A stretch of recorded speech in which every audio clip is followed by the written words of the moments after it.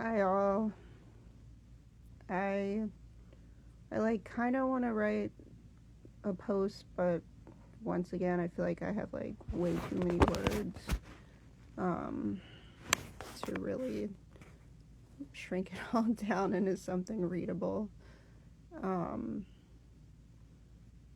this last month has been crazy. Um and I think it's really just been confirmation of things that I've been aware of, like, to some degree, um, and just couldn't really prove. Um, so, like, it's been a lot processing,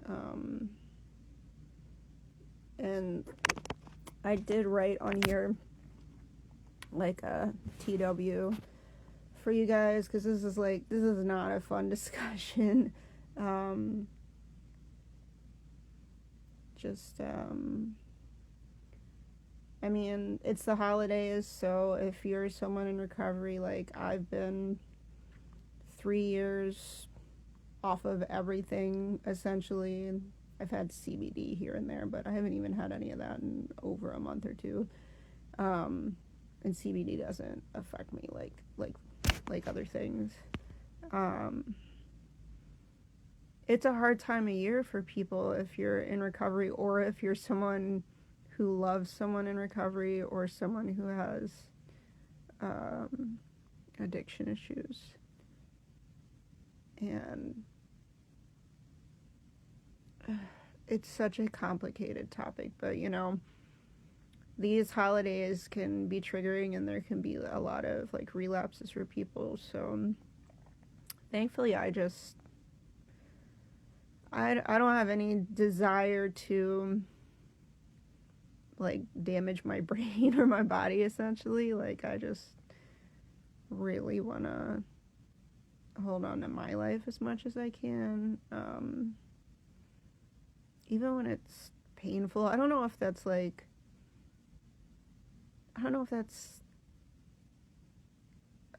virtue. Well, I don't even know the right word for it, but to be someone who's lived through a lot of pain and to just know that it's just a part of life sometimes. I don't know if that's normal, or good. Or I've said it before, like when the pandemic happened and people were freaking out and super depressed, and like, when it started, I wouldn't say that it's over, but when we were like people were in lockdown, and I was considered an essential employee, and people were coming in super depressed, like, it was just like another day to me. Like, I would just tell people, like, it's just, you just gotta get through the day one day at a time. Because I've just lived through so much that I'm like, it can't be awful all the time. Yeah, there's a lot of awful moments in life. So, but it's hard. It's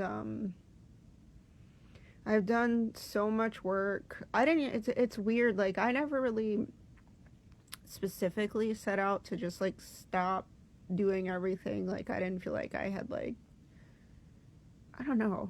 It when you get perspective in your life, like, you look back and you realize how things just didn't work for you. Like, when I used to drink the way I would choose to drink, it just wasn't great. Like, and like, I've talked to my therapist about it. It's like, when everyone else around you is doing stuff to what seems like a worse degree than you, you're like, well, I'm not that bad. It just seems normal to you. So, but it's hard to be on the other side of it and to somewhat understand it. Like, I've never been a person who's had physical dependency on any substance, though. Like, I've been on, like, prescribed medications that did make me feel very bad to come off of, but I'm sure it's nowhere near what people deal with like stuff off the street. And like I can feel for people, like I understand why people do those things, but I've also learned so much from like We Are Recovery and all the other like, you know, codependency, addiction, whatever groups that I've dealt with. And it's like no one really gets better when you enable them. And man,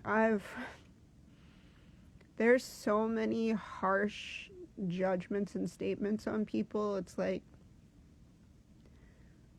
I wrote something in one of my groups and someone replied and they were like, oh, this might sound kind of harsh, but not everyone's life revolves around the addict. And like, while that is a true statement within itself to what I was specifically speaking on, it was extremely harsh because it's like when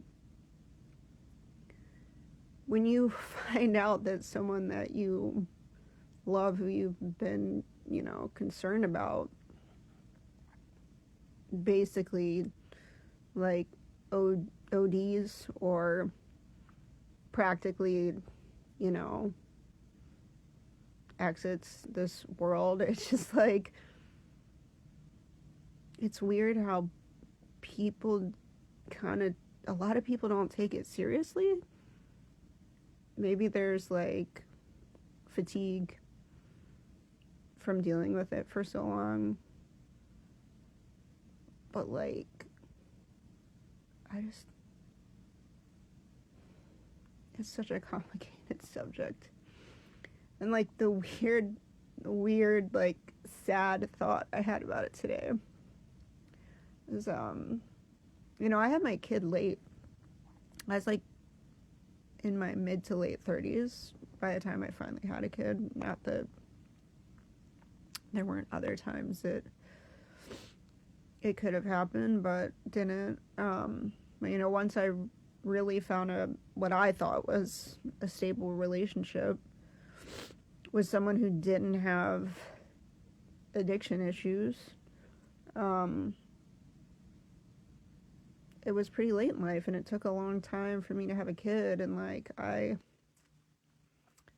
always say, like, my kid's dad and I we don't see eye to eye on everything, but things are generally much better overall. Like, I picked a good parent for my kid. Maybe not the best partner for me, but I don't think I knew myself as well at the time, and I definitely didn't know boundaries, or I don't know. It's like sometimes the drive to have a kid is weird, and I think, like, for me at least, I don't know if everybody's like this, but maybe there's like a part of me that, like, I have always wanted connection in a family that I felt close to. It's like, it's one of the weirdest parts of my therapy. Like, the strangest thing when you have CPTSD is that, like, you go through all kind of break down the parts of your personality, or people will ask things about like your childhood. Like, I was listening to a podcast recently, and one of the questions on the podcast was like, what's one of your most cherished memories? And I was like, oh, that's like so hard for me to think of. And I think probably it's from being an adult, like after I was 18, because being as a kid was very stressful. Like, my kid asked me something recently about being like younger, and I was like, I wasn't I told her I was not a very happy child. Like, my life was stressful, so I couldn't really give her a good answer. And I'm glad that my kid's life has been better than mine, especially considering have to like split up households and their relationship. I'm glad that it has overall been a better experience for her in that manner. Um,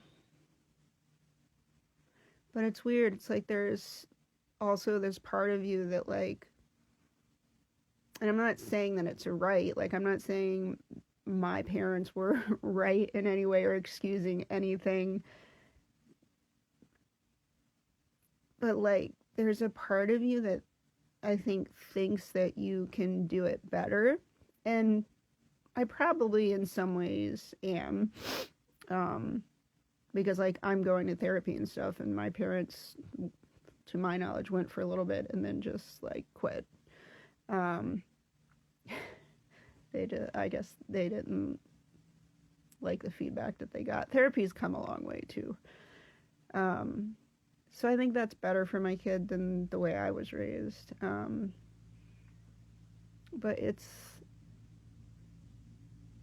you know, I'm really glad that my kid doesn't have to deal with a parent who, you know, had the same issues as my parents did. But then it's like, it's so hard to let someone into your life, and have them like connect with your kid, you know, as like a family pretty much, like. And it's like my kid is 7, and I was 8 when my own mother passed away from addiction and from finally like taking herself out. And that was like, I mean, the inverse of like most cherished memories, like most horrid memories of your life, is like the day that they pick you up from school and they tell you that your parent is gone. And I don't think anyone ever BS'd me. Like, they just told me. It's like, how I lived in a small town. Like, how would you not find out? You know? And it sucks that now it's like my kid's almost the same age. It's like, I don't want to have a conversation with my kid and explain to her that someone who, like an adult that she cared about in her life, may be gone one day. And it's like, it's so hard that I've had people like angry with me. I've had people tell me I need to apologize. Like, I've had people accuse me of like being selfish and vengeful, and it's like none of those are things that were ever like my intentions.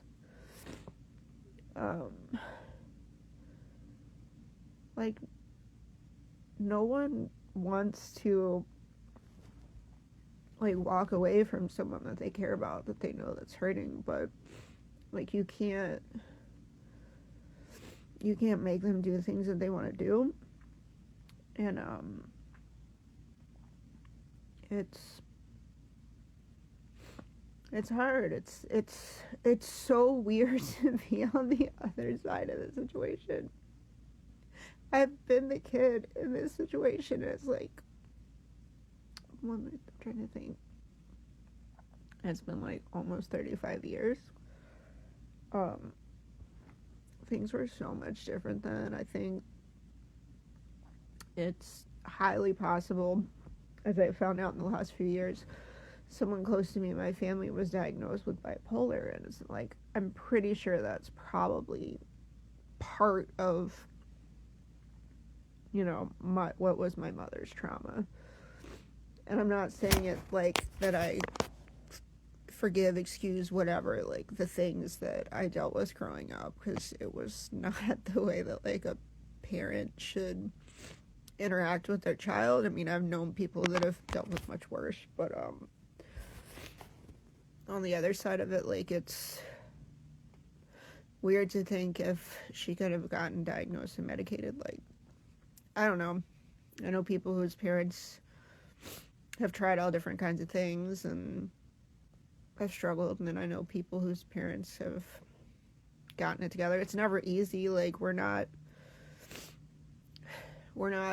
given a choice a lot of times about what we get in life. It's like I didn't get to choose that I'd have this what's become a quite severe gluten intolerance. Like, I don't get to choose that I can't walk around outside in the sun as many things as I've tried.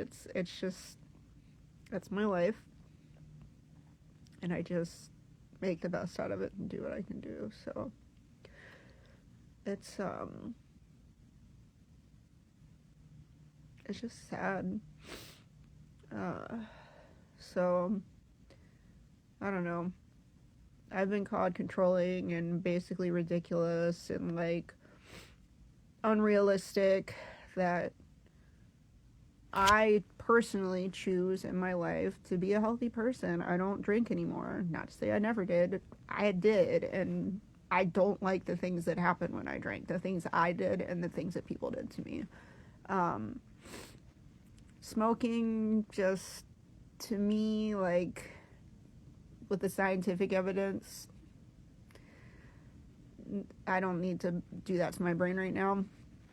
And also, like, I was the type of person that, like, the probably likely more S-type strains, not the I-type strains, would make me really, like, weird. I just didn't...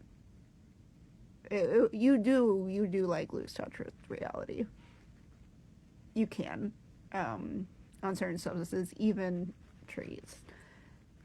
And people, like, downplay that, I think, and don't take it serious enough about what can happen to someone in that kind of situation. And, like, that's a whole nother layer to the trauma and, like, the ending of my mother, and, like,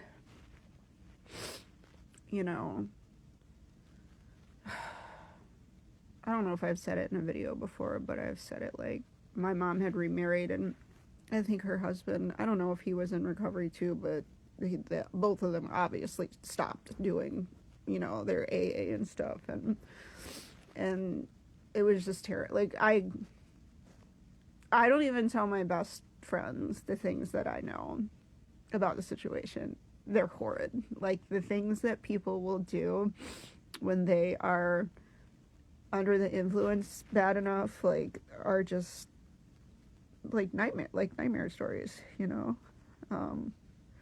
It's like literally my session with my therapist this week was just going over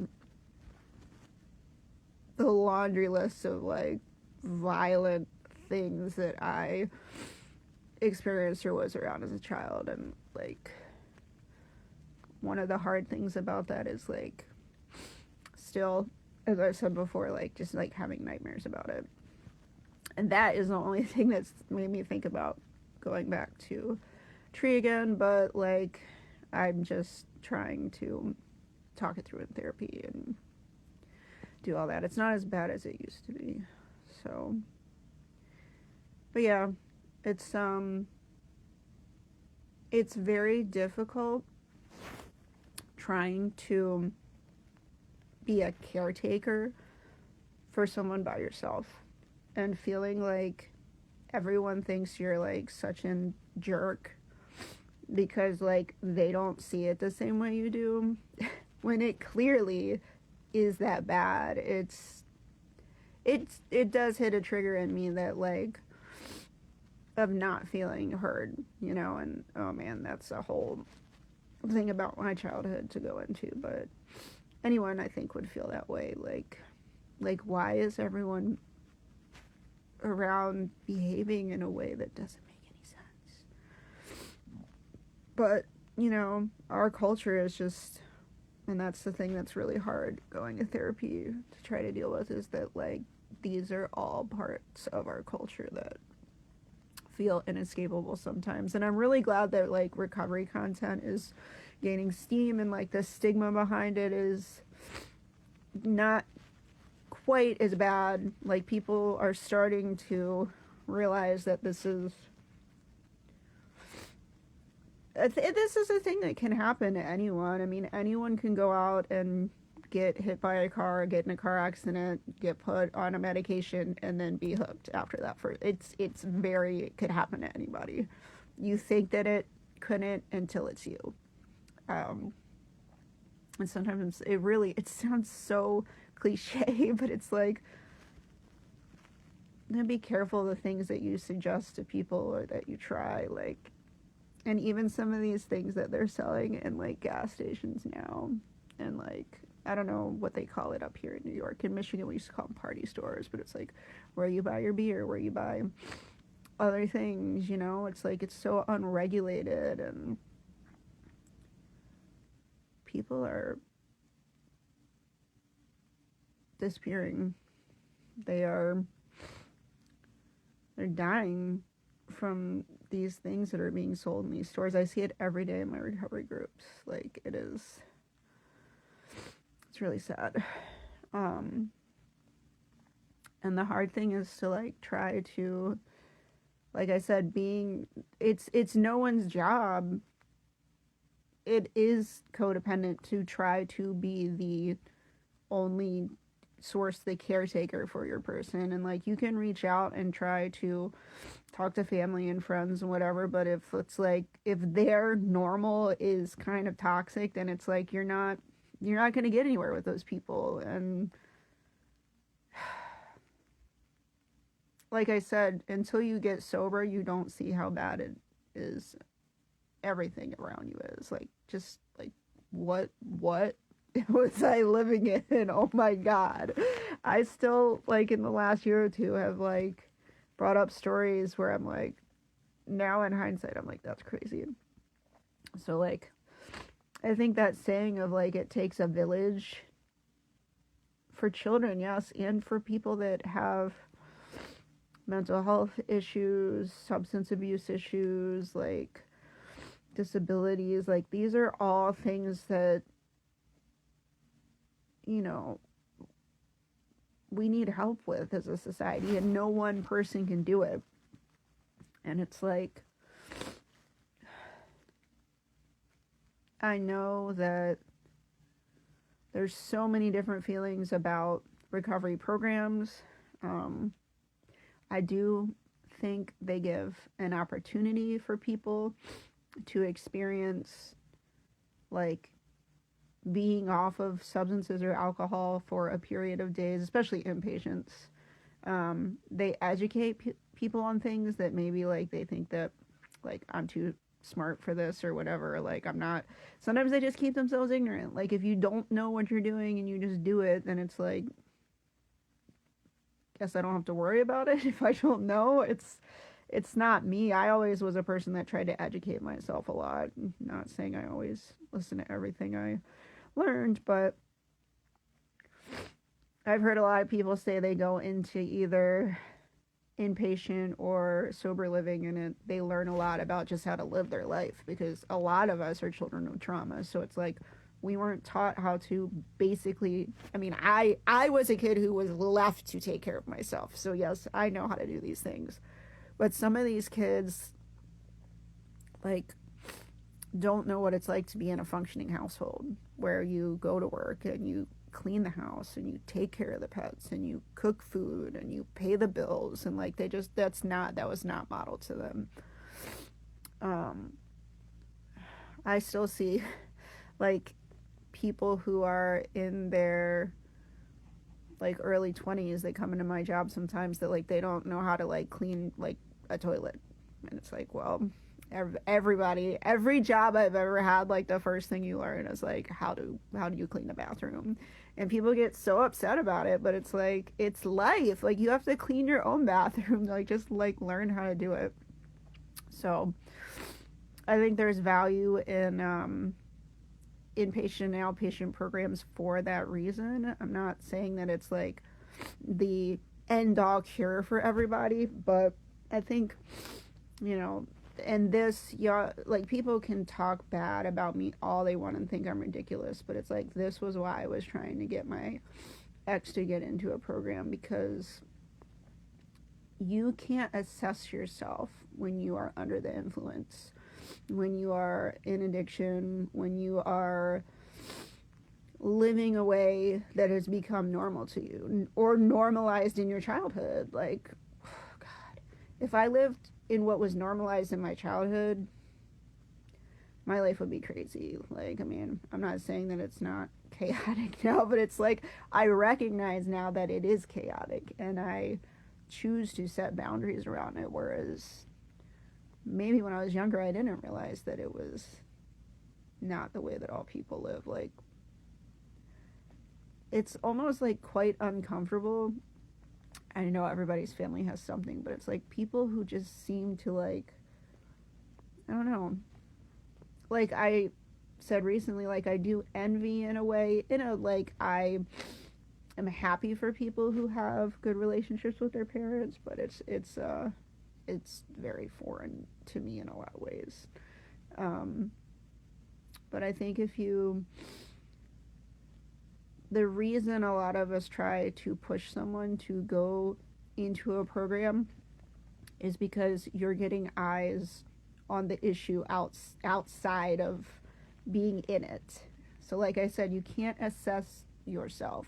Like, I mean, I go to therapy, and it's like I went in there thinking that she was going to give me a borderline personality diagnosis because that's what everybody said was wrong with me for years, and then come to find out, like, that wasn't even it. Like, yeah, there's borderline traits, but like I don't qualify for that. Like, I have severe trauma and CPTSD, and people told me my whole life that, like, I was too sensitive and I was crazy and whatever. And it's just like, and then you go to someone who's a professional who's trained to see these things, and they're able to point it out for you. So a lot of rehab programs now are doing dual diagnosis. I believe, like, Quest Diagnostic, or not Quest Diagnostics, Quest Diagnostic does a lot of the testing for people who are in programs here, but my brain's not working so well. Horizon here, because I had I knew somebody who was in their program. I'm pretty sure they do dual diagnoses, because a lot of times the underlying issue for people other than trauma is there can be mental health disorders. Now, which came first, the trauma or the mental health? And maybe it's just a cyclical loop into each other. We don't know. Like, some of it you just don't know. Some of them have a genetic component, like bipolar.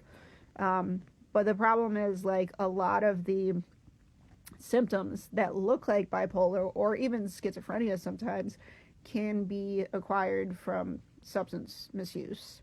And sometimes they are just while the person's actively using. And then sometimes people have used so much and altered their brain to a point that they have those symptoms regularly for, I don't know, years or maybe the rest of their life. And that can require, medication. Like, it requires working with a healthcare provider that's familiar with these things. But a lot of people who are really in it just think that they have control over it and they can do it themselves. But it's like, we're not medical professionals. We can't assess ourselves.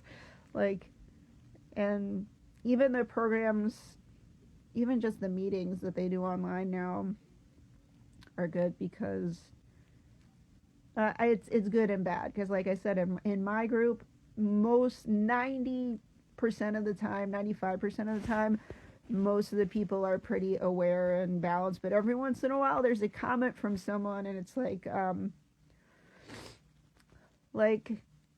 the saying that people say, like, hurt people. Like, sometimes people say stuff and you're like, that is your trauma. You are projecting your trauma onto my situation. And it still hurts when they say, you're like, wow, I can't believe that a person thinks this way still. But okay, that's not, just like when you go to therapy, if your therapist says something that's not, doesn't align with you, like they have a perception, you literally can just say to your therapist, like, no, that's not how I think, or that's not what happened, or that's not how I feel. So, but it's good to get multiple points of view. Like, if you're a person, I had to learn this the hard way, that thinks that you're gonna do everything in life yourself. Like, you cannot self-assess. Like, there's so many skills and reflections that I've learned. I mean, heck, like, if I had never gotten involved in online communities and learned about neurodivergence, like, I would have just thought, like, everybody in the world experiences things like me, and it's like, no, actually not. my my brain is weird, and whether I ever get any other diagnoses on, down the line, I don't really want to put the money or the time in right now. But it's like, but I know for a fact, I've talked to many people, I've talked to my therapist, people don't experience things like I do.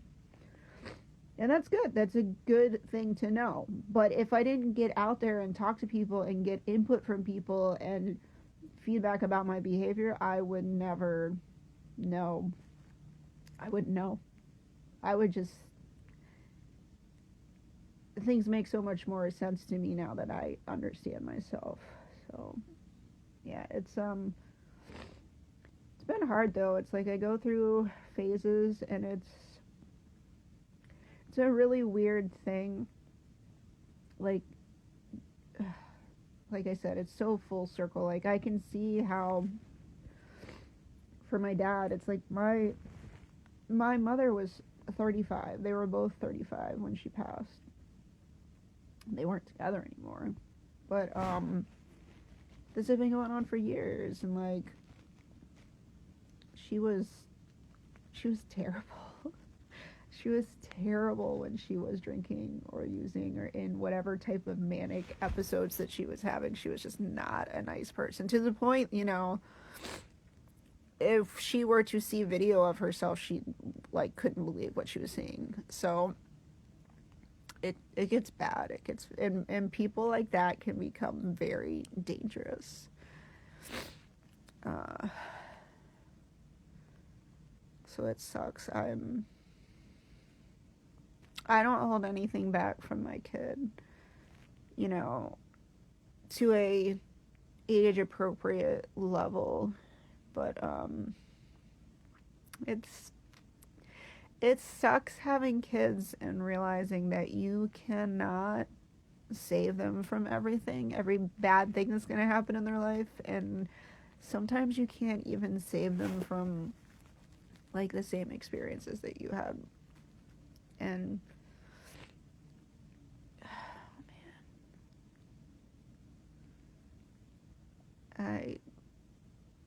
I hope that eventually it's later when I'm having to explain things to my kid, and hopefully not sooner. I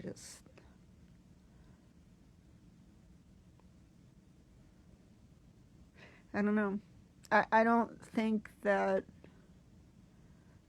children's minds are capable of fully processing and conceptualizing certain things, and I think that's why a lot of us have trauma, because your brain is like, there's no pathway. It's like trying to do like trig when you're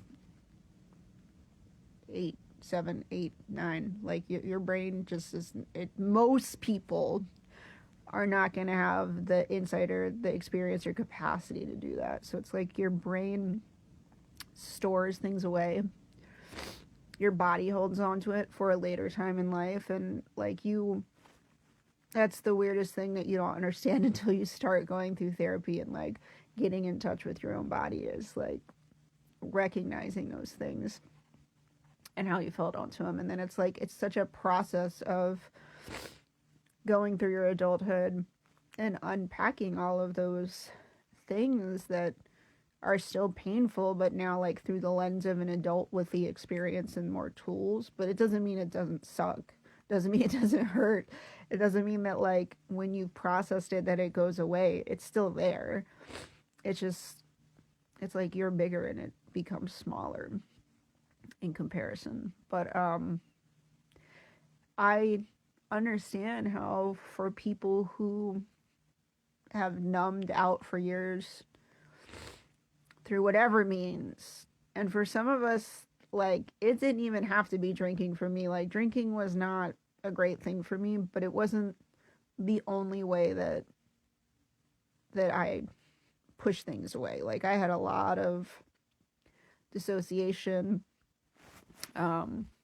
just kind of shutting down mentally without even, like, not intentionally. It was just like the way my brain pushed things away.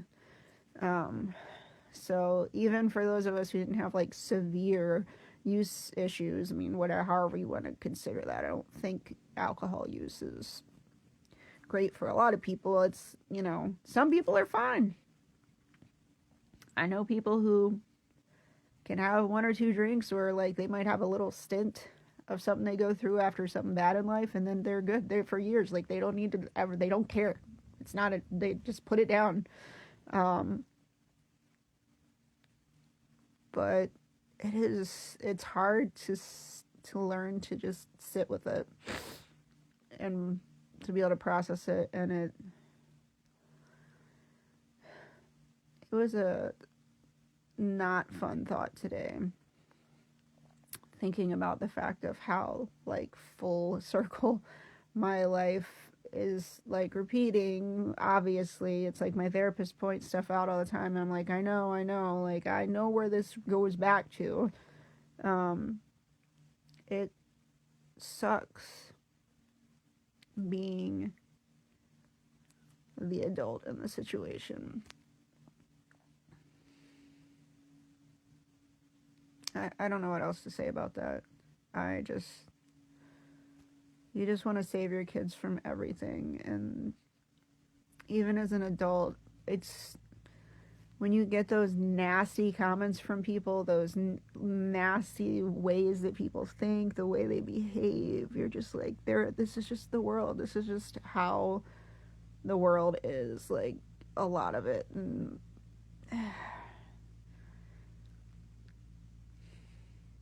I know it's there. I just kind of try to curate my life, and it's hard being like a neurodivergent person. I feel like I don't, like, shame myself for it, but my capacity, since I've started therapy and since I don't drink or smoke anymore, it's like my capacity for what I can do is just it's not the same. My clarity is better. My presentness is better. I feel like overall my choices and my boundaries are better. But, like, the world still sucks a lot.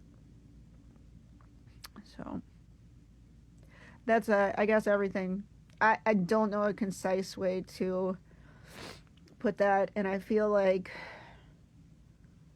writing statuses online sucks because tone doesn't come off well, which is like, I'm a very direct person, and I do get it. Like, the one person who was upset from me from July saying that I need to apologize to them, I'm like, I think everything I said to this person was true.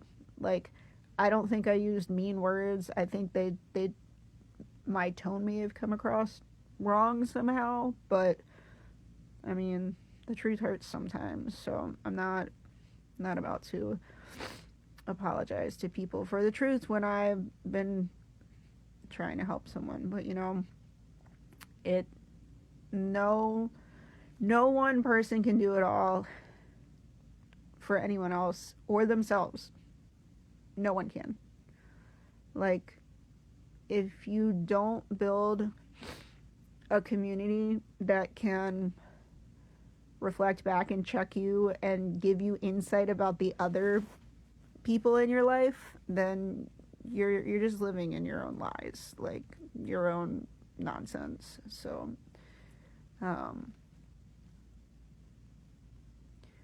but, you know, you got to take care of you And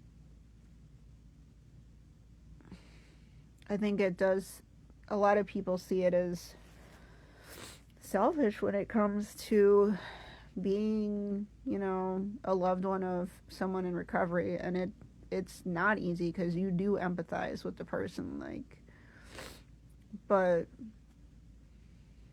what I've learned and what I've told people is like, this isn't me versus you as an individual. This is us versus this thing that you're trying to overcome. It's like, but everybody has a limit. So I want to hope that things get better. But I'm like at a point of my life of letting it go, because I've said, you know, what my boundaries are and what I felt might be helpful. But I mean, basically it's like I can't be the one to do all the work for somebody else. I gotta take care of myself. I gotta take care of my kid. And no matter how like present and educated and how good of a parent you try to be, like, there's always some stuff that's going to get thrown your way, and there's always going to be stuff about the world that's going to hurt your kid. And that sucks, because like we want to give our kids like the best, but the world isn't always the best. You make the best out of it that you can, but sometimes the world is terrible.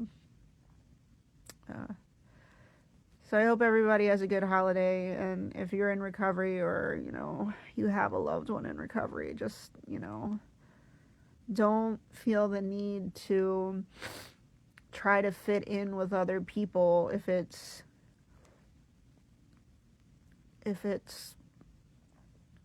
threatening your recovery. And that doesn't even mean from substances or alcohol. If your recovery is you being in therapy and you have toxic family that is disrespectful to you, why? Stay home. You don't even have to do Thanksgiving if you don't want to. You don't have to do Christmas. You don't have to do whatever. You could just make yourself your favorite thing. Like, you know, like a few years ago when I moved in here and I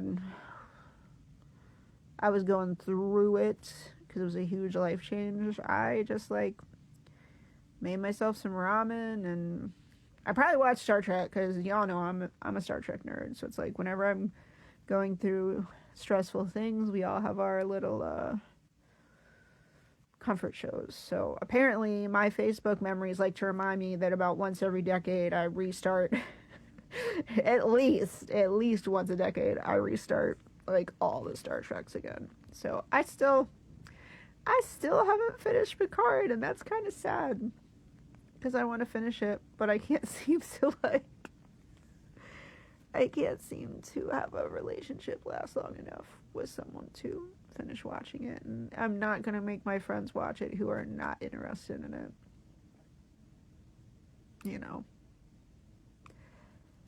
Your friends don't have to like everything you like. Neither does your partner. But it's nice when people do like the things that you like, and you can share that together. So, find a way to enjoy. This is your time. Like, people make these holidays about like, oh, you got to do this and this. It's like all these responsibilities. Like, you're indebted to all these people in your life and all these things. And it's like, you could just not. Don't put up a tree. Don't buy any presents. Don't, you know.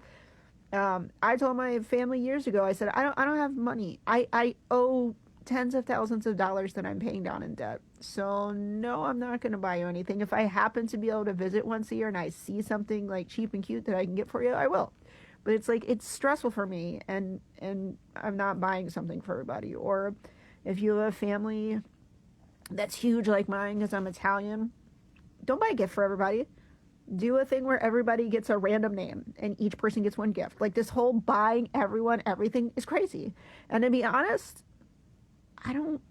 me personally, there's not much I want. Like, there might be some clothes. I just tried to order something recently and they sent me the wrong thing. I don't know when my replacement's coming. Probably soon. So I gotta take that back. It happens. Uh, but there's not a lot. Like, don't buy me frivolous. Like, it actually is to the point with my kid that I'm like, don't, please stop buying things for my child. That room is only so big. We have to throw more stuff away. And it's like, I'm trying to teach my child to be present. Uh, that's a whole nother discussion about all the stuff that's been going on lately with the school and stuff. But, you know, being present in your life is like, it's only so long. People don't realize this. It's like, the Whitney Houston song came on today while I was at work, and I was talking to somebody about it. I'm like, she died at 48. I'm about to be 43. That's 5 years older than me. My dad had his first heart attack at 43. Like, people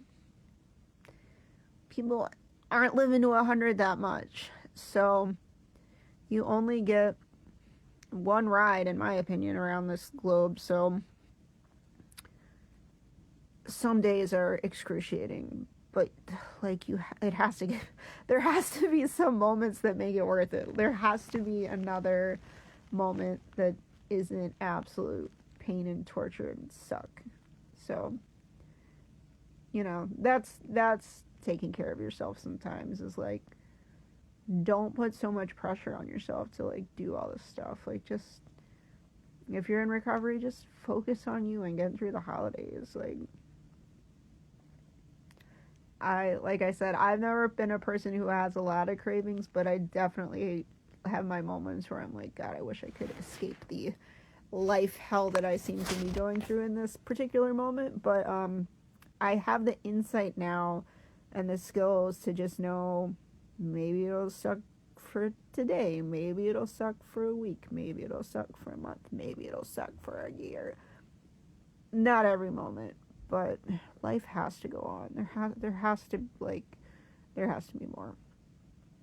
So I hope everybody has a great holiday or not holiday, and please, for the love of God, do not drink and drive.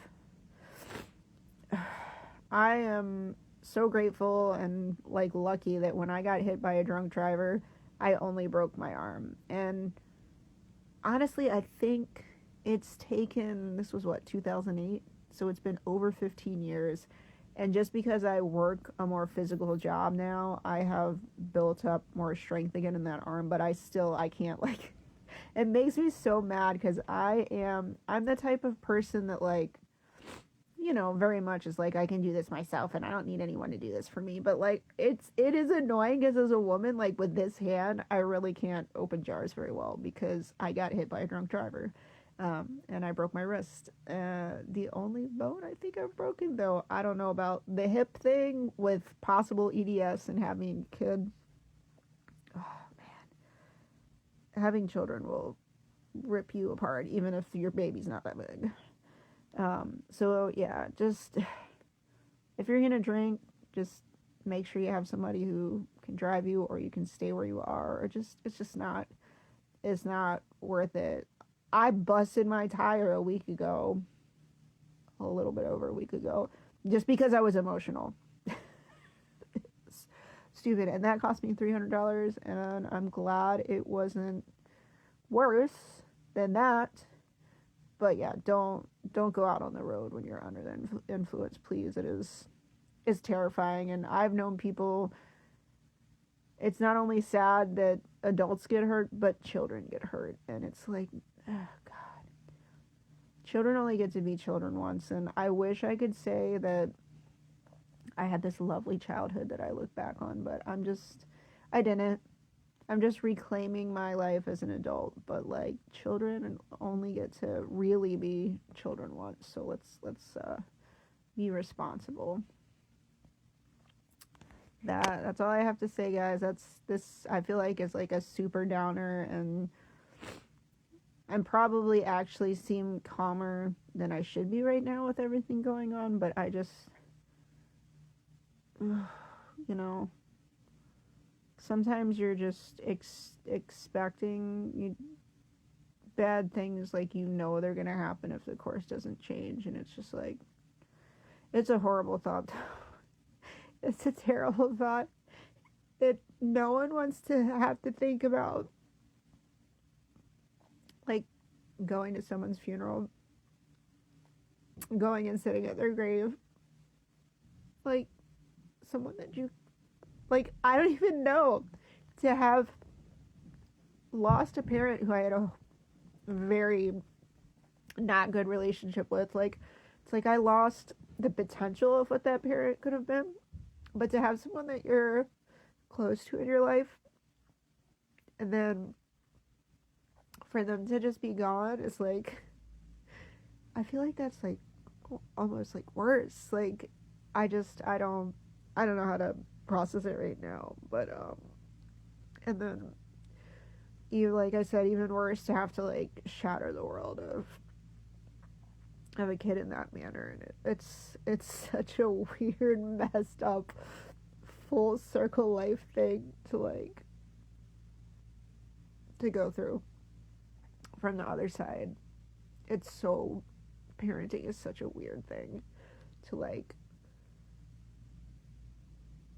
to just be able to put yourself in the place of seeing the outside of what it must have been like when you were a child going through something. It's weird. Um, and I'm sure life is great for people who don't want to have kids. It's great.